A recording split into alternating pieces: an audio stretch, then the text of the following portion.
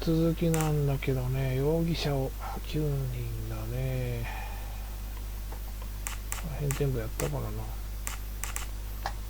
残りは1。Think, Poirot, that is not a good answer. I must admit I'm not right this time.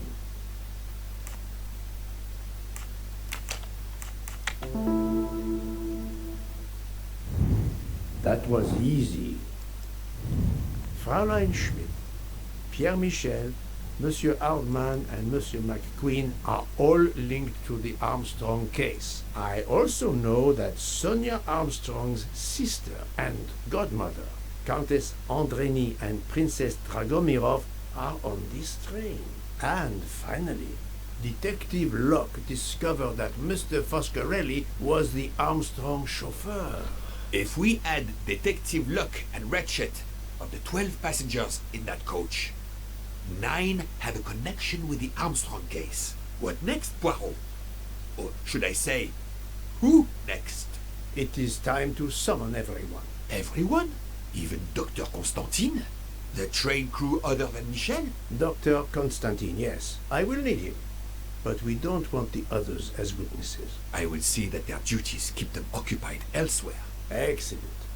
I have always thought this moment in a case is much like Rodin unveiling the thinker before a captivated audience. A work of art. Have you not felt that way, Detective? No, Mr. Poirot. I'm happy just to slap the cuffs on him. Well, there is some artistry in that as well, I suppose. Where would you like the unveiling, Poirot? The lounge? Perfect. Then I will gather all the passengers in the lounge. 眠い。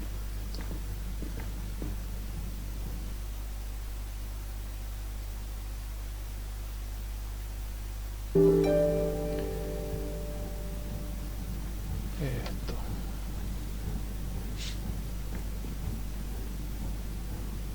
ちかな。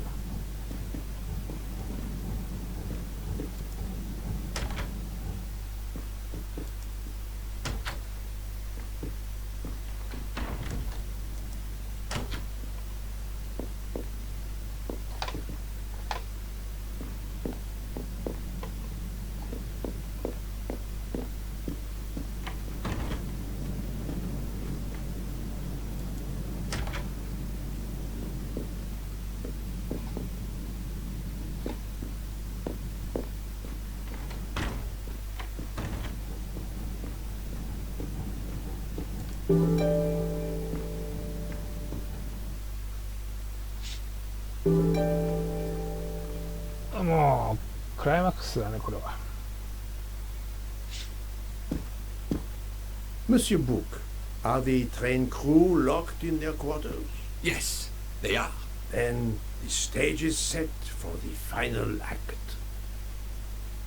Ladies and gentlemen, I have gathered you together to hear my reconstruction of the murder of Samuel Edward Ratchet, also known as Cassetti. There is not one, but two possible solutions of the crime. I shall put them both before you, and I shall ask Monsieur Book and Dr. Constantine here to judge which solution is the correct one. 2 solutions? Mr. Poirot, I am hardly qualified. Nevertheless, your assistance is required.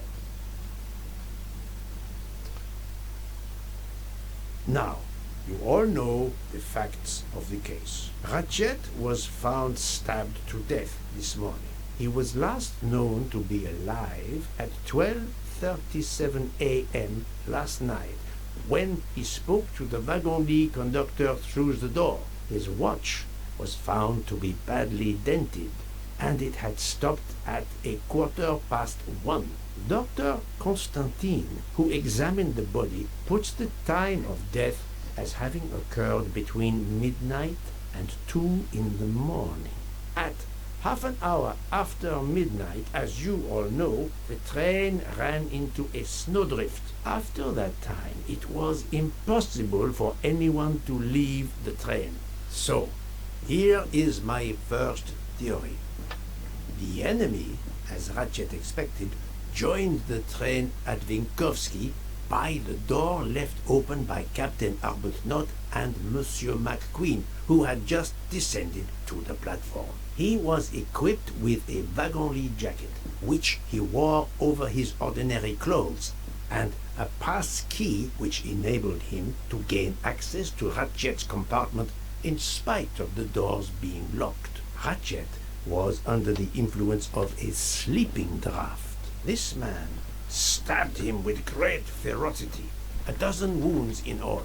He left the compartment through the communicating door to Madame Hubbard's compartment. Yes, that's so. Scared me half out of my wits. The murderer thrust the dagger he had used into Mrs. Hubbard's handbag in passing. Without knowing it, he lost a button of his uniform. Then he slipped out of the compartment and along the corridor. He put the uniform jacket into Detective Locke's suitcase to cast suspicion on her. And a few minutes later, dressed in his ordinary clothes, he left the train just before it started off again, using the same means for egress, the door near the dining car.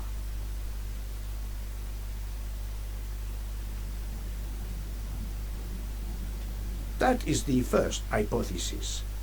But there's a second for that. We must examine the motive for the crime. Why was Ratchet killed? 殺人の動機は何か。復讐。The motive is clear. Revenge, of course. Nothing was stolen, and we know that Ratchet had made many enemies. This was a premeditated crime, meticulously planned. 殺人計画が立てられた時期は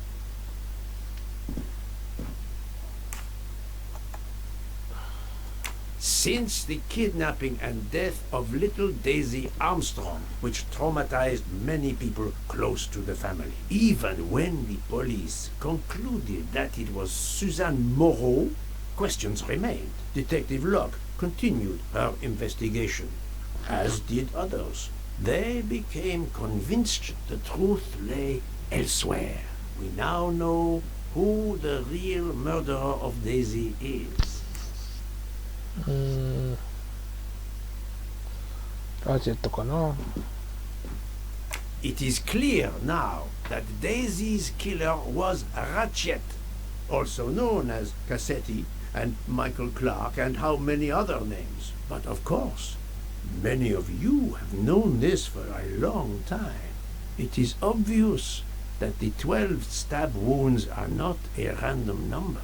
Dr. Constantine's analysis revealed that some stab wounds appeared to have been caused by a right-handed attacker. Others indicated the knife wielder was left-handed. Some wounds were deep, more than one fatal, yet others were not much more than mere scratches. What can explain these discrepancies? This leads us to an obvious conclusion. They are symbolic.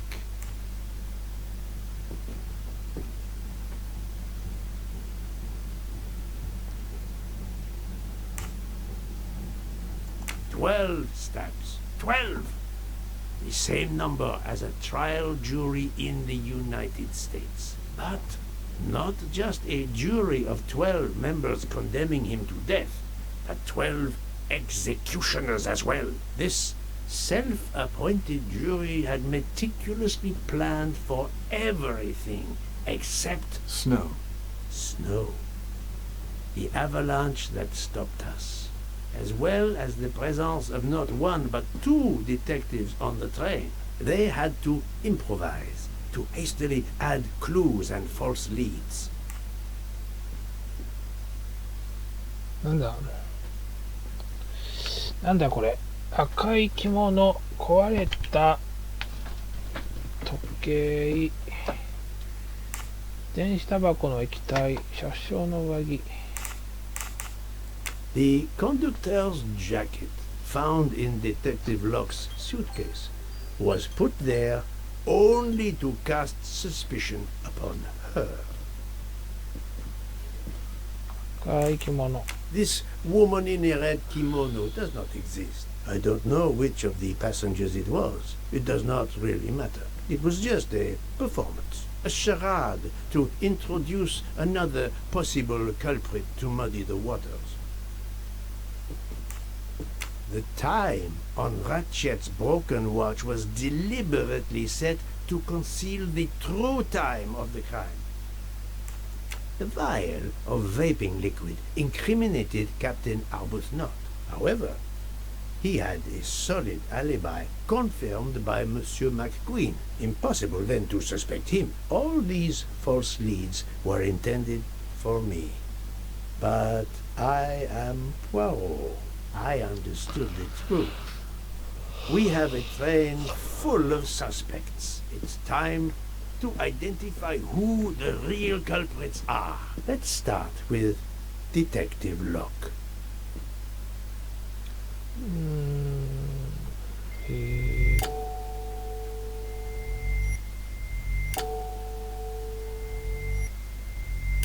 関係はしてんだけどね。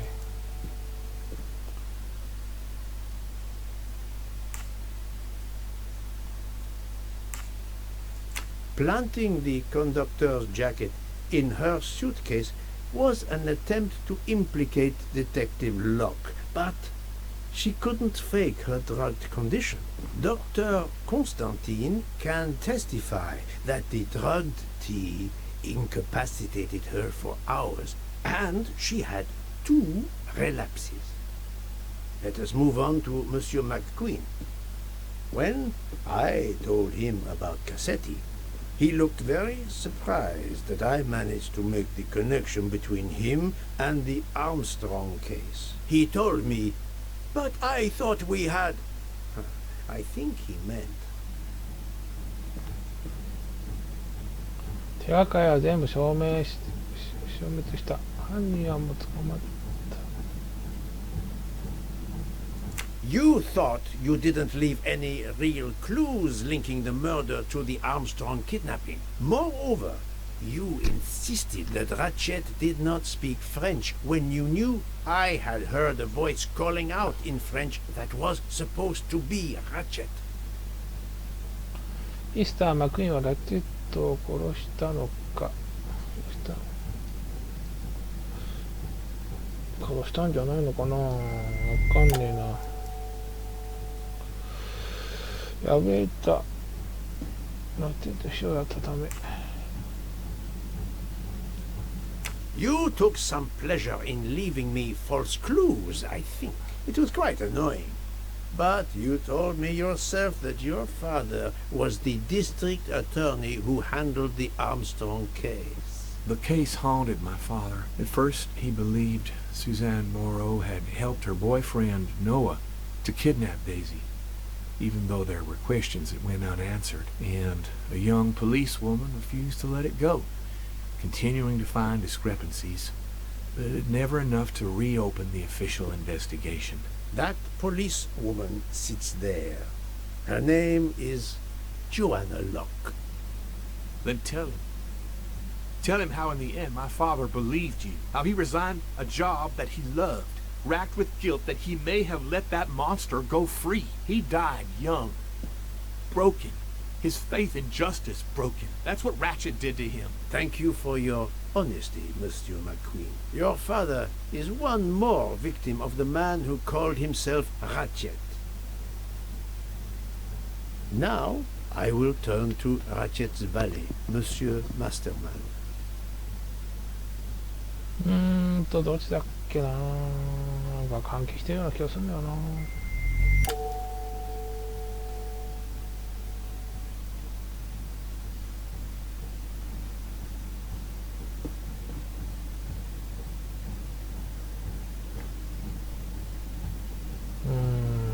ラセットのシコだ。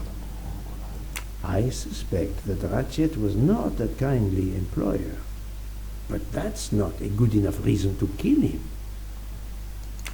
じゃあやめよ戻れないのか。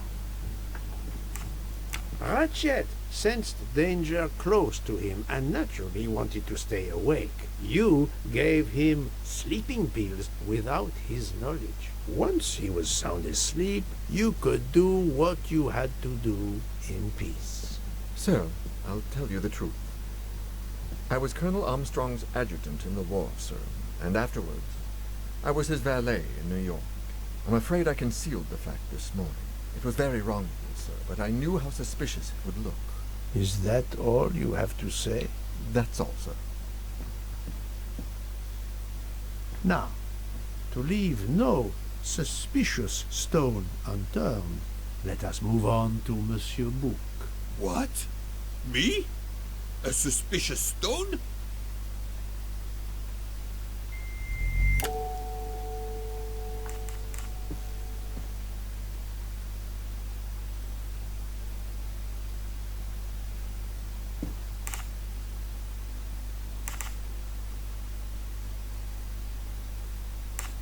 Book, my friend, of course you are not guilty. You did everything you could to get me on this train. What madness would cause you to ensure, and I speak with all modesty, that the best detective in the world could be present to witness your crime? But doesn't our friendship count as well? Most assuredly, but a murderer can wear all sorts of masks, including friendship. Let us consider our ever-efficient wagon-lit conductor, Pierre Michel.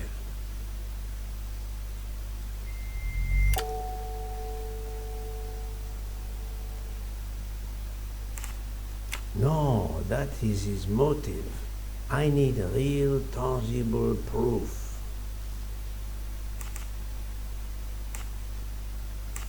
Your admission that you drugged Detective Locke immediately incriminates you, but the murder could not have been possible without your very capable assistance. Your knowledge of train procedures made the murder possible, and your position in the corridor of the train allowed you to be the perfect alibi for several passengers.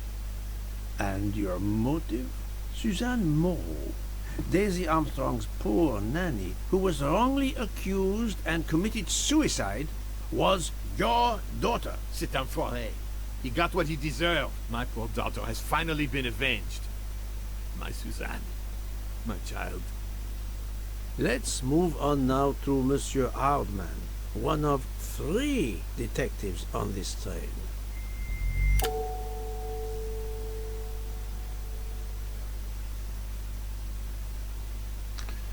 この人は誰だっけな。わかんねえな。ミスター・ハードマンは浮上したから。Monsieur Hardman, I think you are a real detective, but you were never hired by Ratchet. Your alibi was that you were watching the corridor to protect Ratchet, which, of course, you never did. You protected Pierre Michel. However, we just saw that his alibi doesn't hold up, so neither does yours. I don't know about the conductor. Being Suzanne's fiancé, you had a substantial motive to punish Ratchet. You used your detective skills, just as Detective Locke did, to hunt him down and finally avenge the death of your beloved. That's right, Mr. Poirot. I do have some detective skills. I never doubted it. Now, Fraulein Schmidt, the lady's maid with the soul of a cook.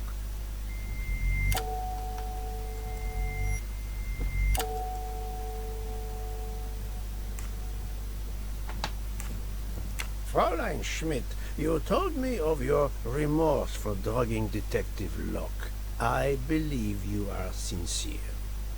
However, as the cook of the Armstrong family, you experienced the drama from within. The death of Daisy, then Sonia Armstrong, who died in childbirth, and finally, Suzanne and John Armstrong. So much misfortune in that poor family. The death of this criminal is only justice. Let us move on to Countess Andreni. I was impressed by the earnestness of her husband when he swore to me solemnly on his honor that his wife never left her compartment that night. Should I believe it? ちょっとわかんないな。 Even if it seems logical, it's more complicated than that. I believe Countess Andreni.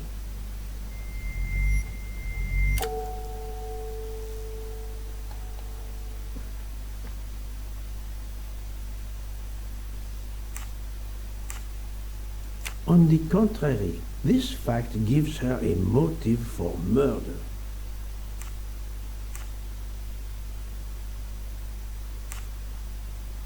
Countess Andreni, being Sonia Armstrong's sister, you had every reason in the world to want to avenge her.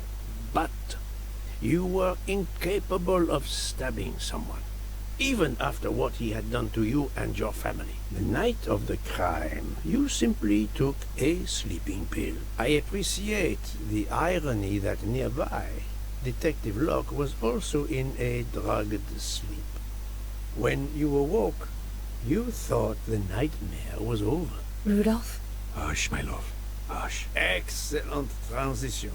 I was coming to you, Count Andreni.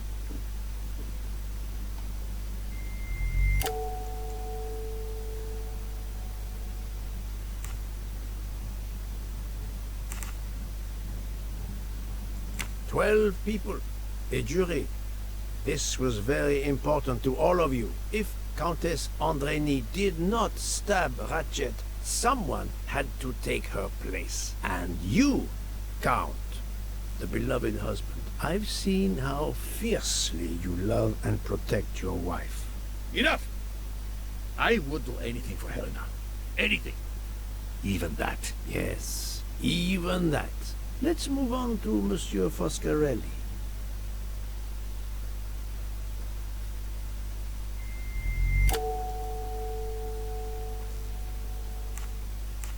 Detective Locke found out that you were the Armstrong chauffeur, and that you planned to travel on the same train at the same time as Ratchet.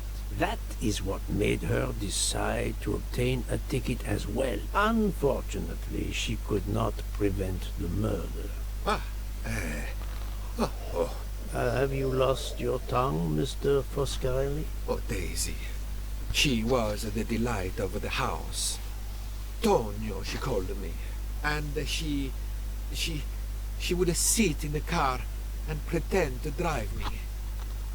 And you, Mademoiselle Olson, a champion for the immigrants, a worthy calling.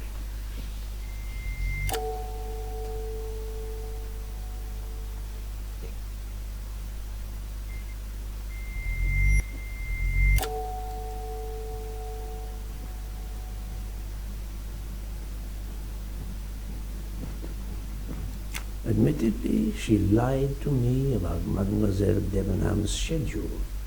But one lie does not convict her. Mademoiselle Olson, you supported Madame Hubbard's story about her connecting door latch, a story that I later demonstrated to be impossible. So, you deliberately lied to me, and you also lied about Mademoiselle Debenham's whereabouts. Enough! I can't take this anymore. I know what you want from me, Mr. Poirot. Very well. Here it is. She was my little Daisy, my angel, so patient. When I patched a scrape or took her temperature, that was my job. But she was so much more to me. She was a shining light in an ever-darkening world. I've tried to honor her by caring for children who have lost everything.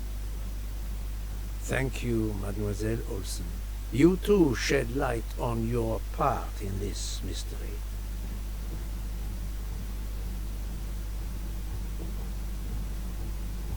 番号さんかな。 You were Daisy Armstrong's nurse. I will ask you no more questions. It is enough that you have admitted what I know to be the truth, and I understand. Let's move on. Dr. Constantine. You suspect me? I know none of these people. I didn't know Ratchet either, and I've taken a solemn oath to help people, not murder them.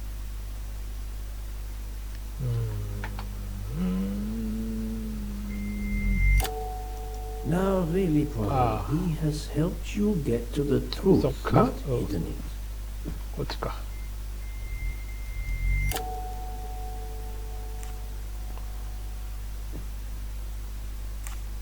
You are one of the few people in this room not to have any connection with the Armstrong case. Moreover, your alibi is confirmed by Monsieur Bouc, whom I would trust with my life. That is very kindly said, my friend.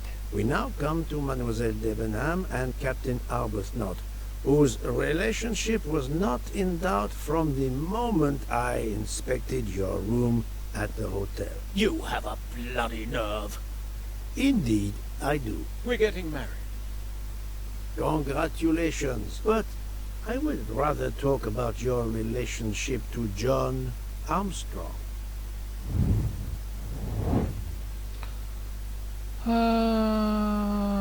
結びつけるものは何ですか。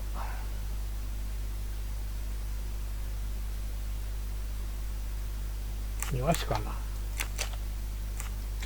No, not good. 運転手。 This is wrong, but I'm never far from the truth. 粉塵。傷がついてるか。 That's the right answer. Captain Arbuthnot, you served in the army with John Armstrong. What I don't understand is why a man your age is still a captain. One might expect you to be a colonel as well. Ever fought in a war, Poirot? It was war that first brought me to England. Then you know what it's like. There's a shattering sound, and death, and mistakes, acting on intelligence that proved to be wrong. I sent a patrol to their death. Good men, brave men, wasted. John testified on my behalf at a court-martial. I'm not a colonel. I don't deserve to be, you bloody fool. But I'm also not imprisoned. John remained my best friend until... There, you have my story. Understand now? Archie, calm down, please. You're right, Mary. What you see in me, I don't understand. Oh, Archie, I see in you what John saw. Miss Debenham, I'm sorry. My turn, is it? I'm afraid so. And you have caused me quite a puzzlement. Your connection with the Armstrong family was not obvious. Then I remembered the job you currently hold. なんだっけな。家庭教師だったような気がしないでもないけどな。秘書かな。 Think, Poirot. That is not a good answer.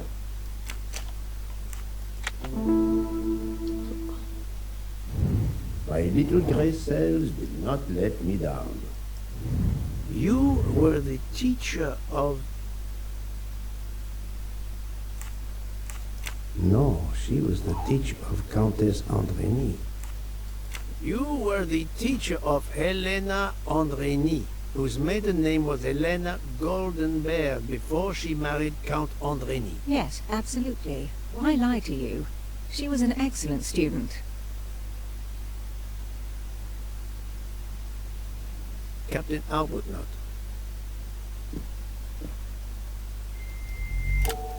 No, Poirot. Unlike the train, you are on the wrong track.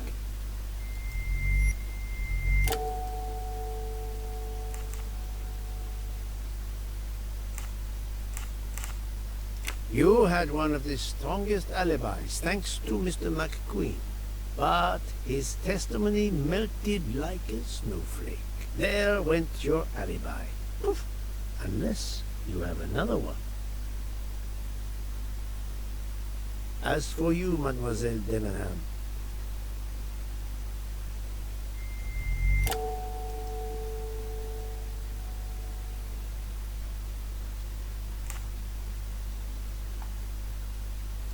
Mademoiselle Olsen was the only one who could confirm your alibi. I think you know where you stand. Very good, Mr. Poirot.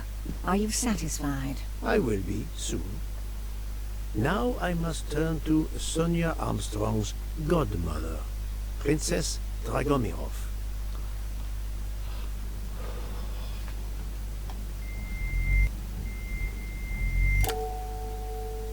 Princess Dragomirov, you weren't on my list of suspects at the start, given your social position. I left my social position in a cold country. Do you object to being addressed as Princess? I deny people the opportunity. It makes a good story to tell their friends. It also guarantees a good table in the best restaurants. Princess, there is also, forgive me, your extreme physical fragility. It does not stop me when I must be strong.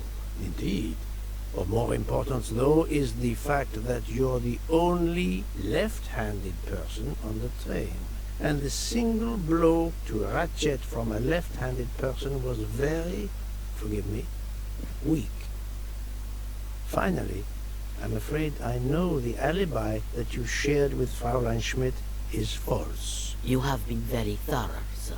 I hope you will permit me to say we are much alike. I am honored. Now it is time to end with Mrs. Hubbard, or should I say...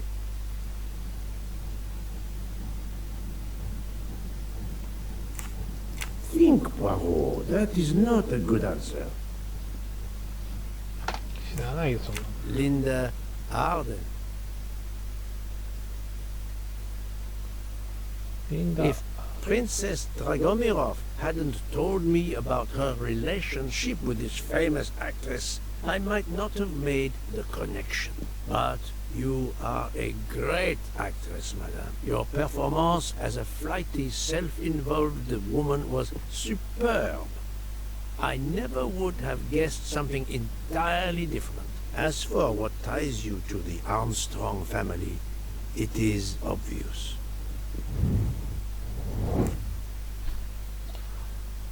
하버드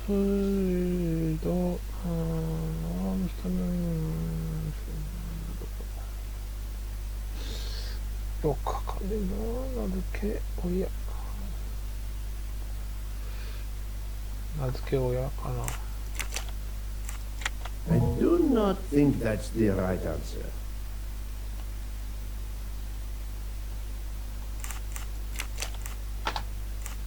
This is wrong, but I'm never far from the truth.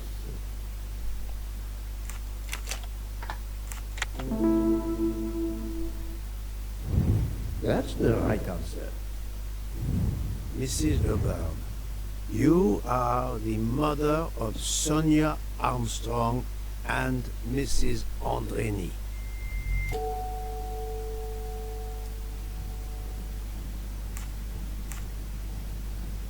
Madame Hubbard, you really are a remarkable actress. You put so much effort into your character and into staging the murder. I saw it as a perfect mosaic, each person playing his or her allotted part, so carefully arranged that if suspicion should fall on any one person, the evidence of one or more of the others would clear the accused person and confuse the issue. Everything was meticulously planned.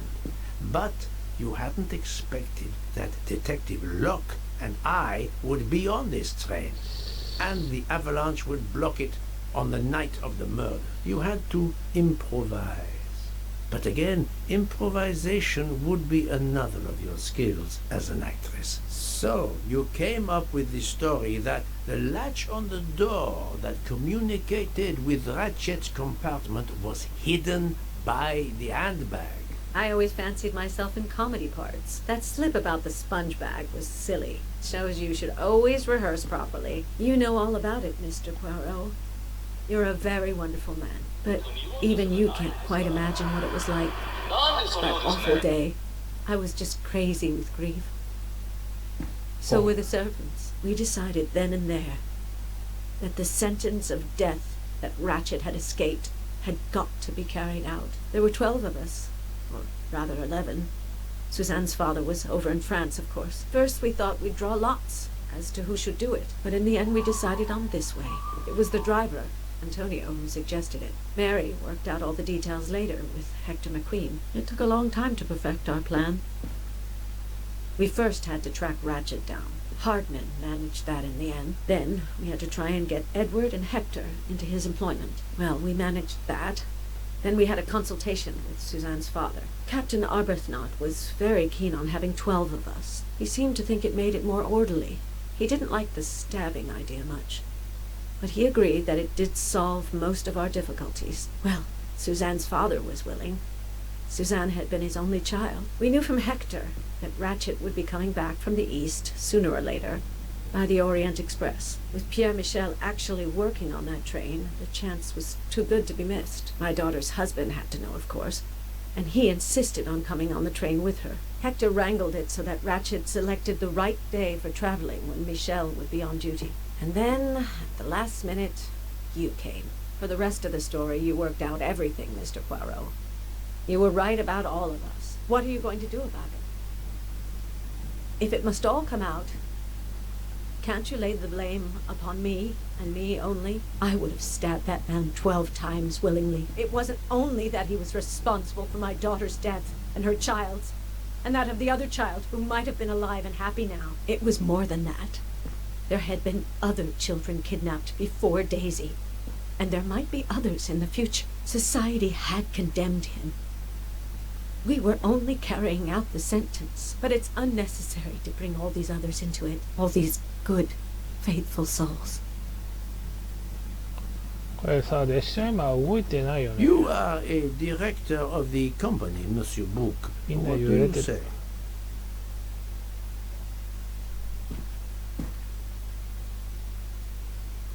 In my opinion, Poirot, the first theory you put forward was the correct one. Decidedly so. I suggest that that is the solution we offer to the police. You agree, Doctor? Certainly, I agree. As regards the medical evidence, I think that I made one or two fantastic suggestions. Then, having placed my solution before you, I have the honor to retire from the case. みんなで共犯になっちゃう。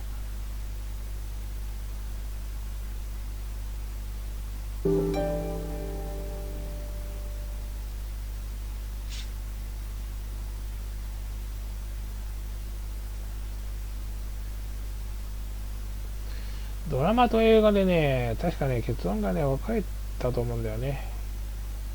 今の結論はドラマと一緒かもしれない。映画の方はね、どうだったかな。あんまりちゃんと覚えてないんだけど。I'm sorry to wake you up in the middle of the night, Poirot, but it couldn't wait. There was a detail that bothered me in my preliminary autopsy of Ratchet's body. I went back to examine the body and I discovered a wound covered by another. The blow I hadn't seen was delivered by a thinner, sharper blade. So there were not 12, but 13 stab wounds. 12 stabs for 12 jurors.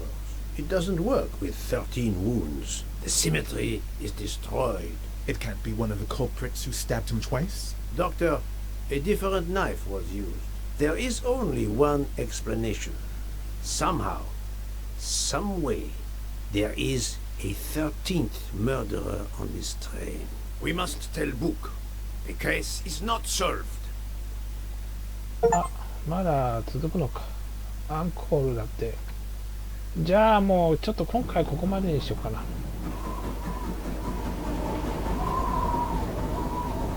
もうエンディングだと思っていたのに。あとどれくらいで終わるんだろう。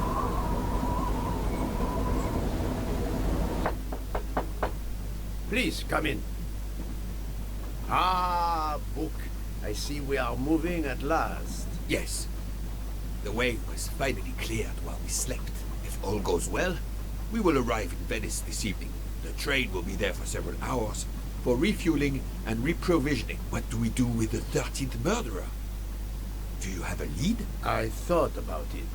There is one clue that was left aside in my investigation. The diary I found in Ratchet's safe mentioned an appointment in Venice. Someone with the initials A.W. He will never keep the appointment. But there should be enough time. I must try to keep that appointment for him.